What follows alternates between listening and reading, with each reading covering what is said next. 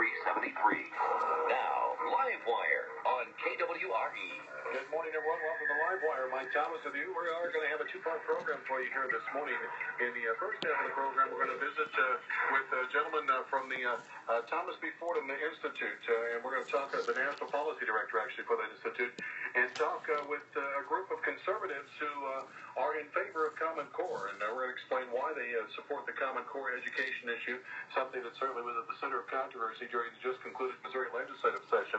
And then the second half of our program here today, we're going to have a special dealing with SEAL Team 6. It's called Fearless, and it's in honor of our upcoming Memorial Day holiday, a very special program dealing with one of the members of that team that lost his life, and it's a very touching, very moving program. So that'll be coming up in the second half of our show. But first, welcome to our phone lines, Michael Brickman. Michael is the National Policy Director at the Thomas B. Fordham Institute, and again, we're going to talk with him this morning about the Common Core issue. Michael, good morning. Welcome. Good morning. Thanks for having me. Tell me a little bit before we get into Common Core. What is the Thomas Fordham Institute? Sure. We are a right of center education think tank. We focus on a lot of different issues, but pretty much throughout our existence, we've been fighting for higher standards, strong accountability, and school choice. Now, I'm sure you've been following what took place at the Missouri legislature this past, when they wrapped up this past week. They got a bipartisan group together, basically, and agreed to look at something where maybe Missouri could build its own form of Common Core, and I'm paraphrasing there and simplifying it. What are your thoughts on that? Have you had a chance to see that and view that at all? Yeah, absolutely. It was actually out in Jeff City earlier this year to testify on the original bill, which was a really bad bill, frankly. It would have just repealed the Common Core and it gone back to Missouri's old standards, which were not very good. It seems like they were able to change the bill, come up with a compromise that allows the Common Core to stay in place for now. And there are groups of parents and educators and others who will review the standards and see if there are ways that you can make them even better, which frankly I don't have a problem with, as long as the end result is to make the standards better. I guess my first question for you is, maybe it's not a question as much as a statement, and you probably get this a lot. When I made mention to some of our Republican lawmakers who come in here on a regular basis, and to some of my more conservative friends, that I was going to have a conservative support organization on for Common Core, needless to say, there were some eyebrows raised. You probably get that a lot, don't you?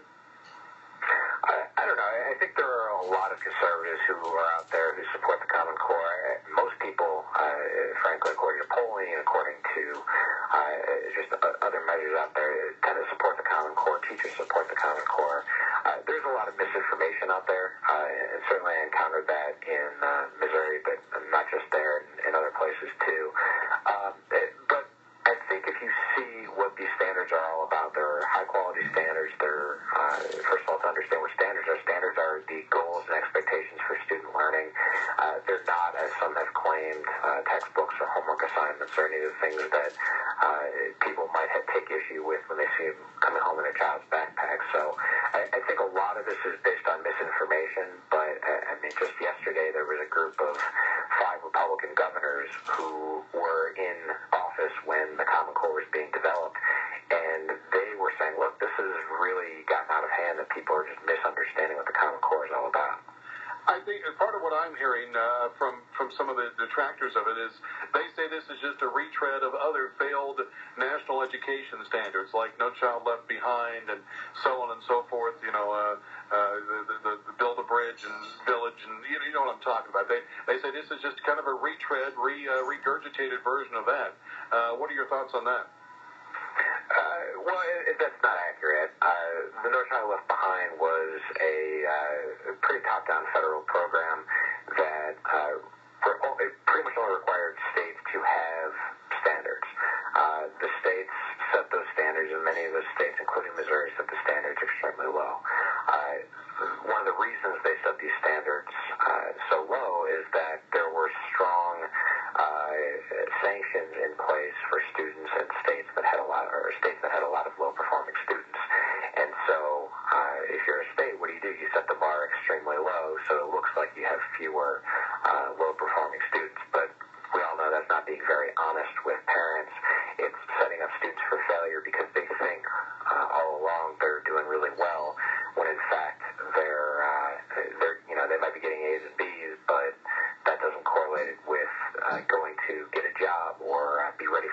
level work.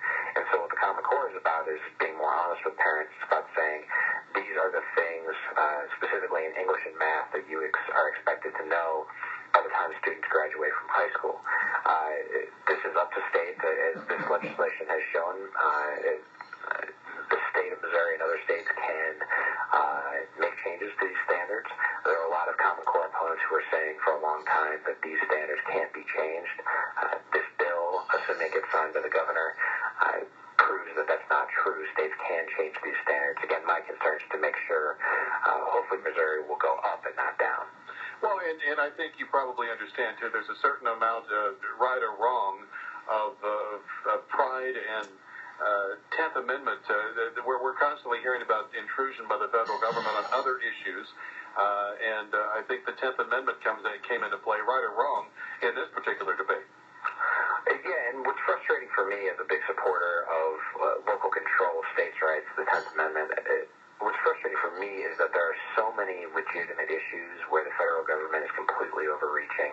And if you just look at the ones in education, where the federal government is coming in and trying to block school choice programs, they're dealing with all these new mandates on school lunch, they're going to be coming in now, the Justice Department and the Education Department, to tell schools whether or not they're suspending too many people, so they're going to basically dictate schools' discipline policies. These are all legitimate issues that we should be fighting, but people are all distracted with the Common Core, assuming the Common Core is some big federal overreach when it's not, and we're totally missing all of these other really legitimate issues that we should and could be fighting. The one issue that came up consistently here in Common Core was the collection of data on students. How do you address that? Well, data privacy is, again, another legitimate issue that should be addressed, but it's another issue that doesn't have anything to do with the Common Core. And there are many Common Core opponents who acknowledge that, who say that, look, data privacy needs to be addressed, but if Common Core disappears tomorrow, that doesn't have anything to do with data privacy.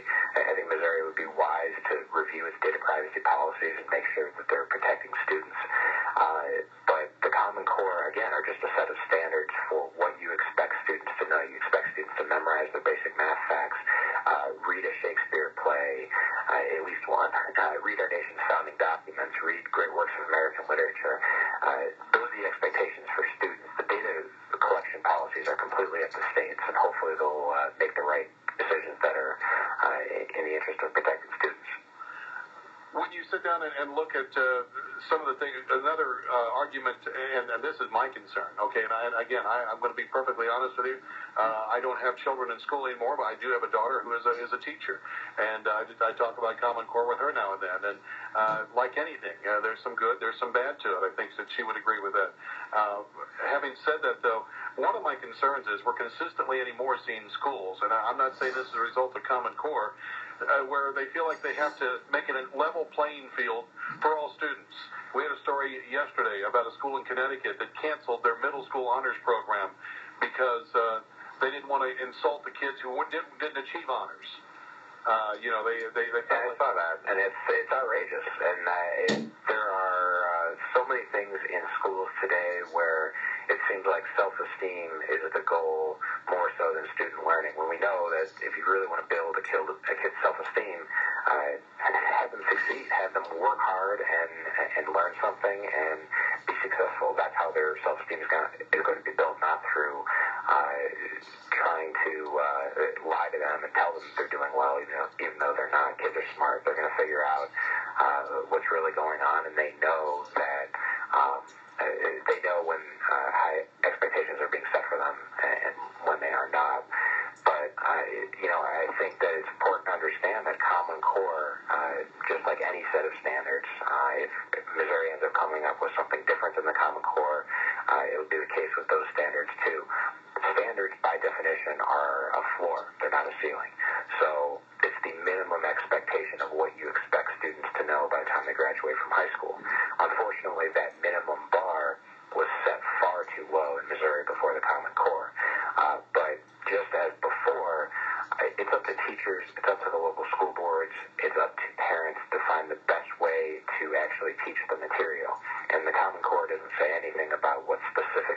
materials you teach, what specific textbooks you use, what specific homework gets assigned, what specific methods are used. I know there are a lot of people who post things on social media saying, look at this confusing Common Core math problem. Well, there's no such thing as a Common Core math problem because it doesn't dictate what methods are used and what textbooks are used. If local schools are choosing bad textbooks, it's up to parents to speak out against that and tell their schools to step up their game.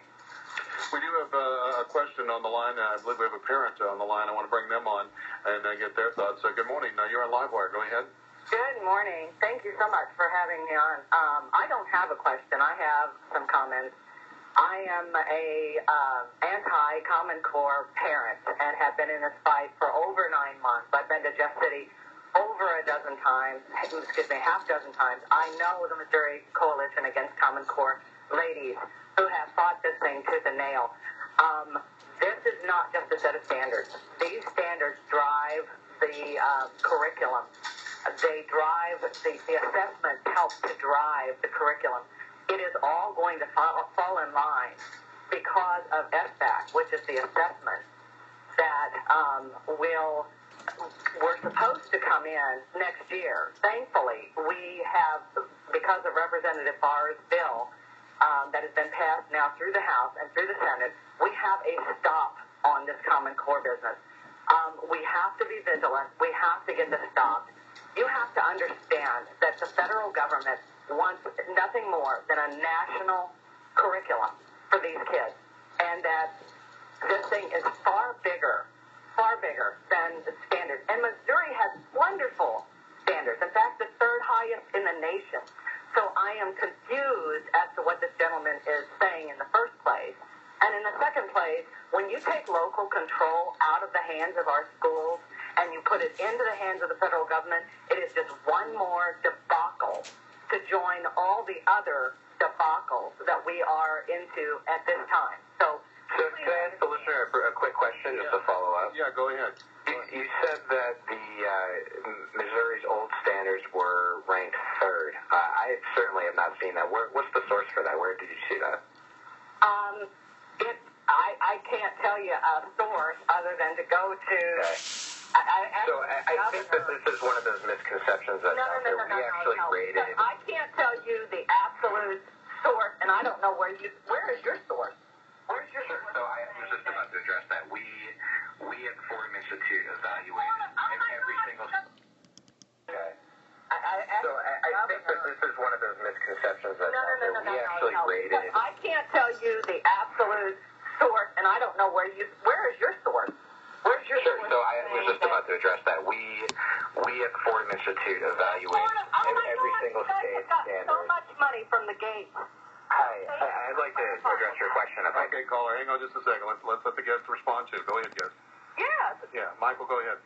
Yes. Appreciate it. So if you read our report, we looked at all 50 state standards. We had experts review the standards, and they looked at the standards in Missouri, and frankly, they weren't very good. I'm not picking on Missouri because I'm from Wisconsin, where the standards were even worse, but Missouri did not have good standards in place. They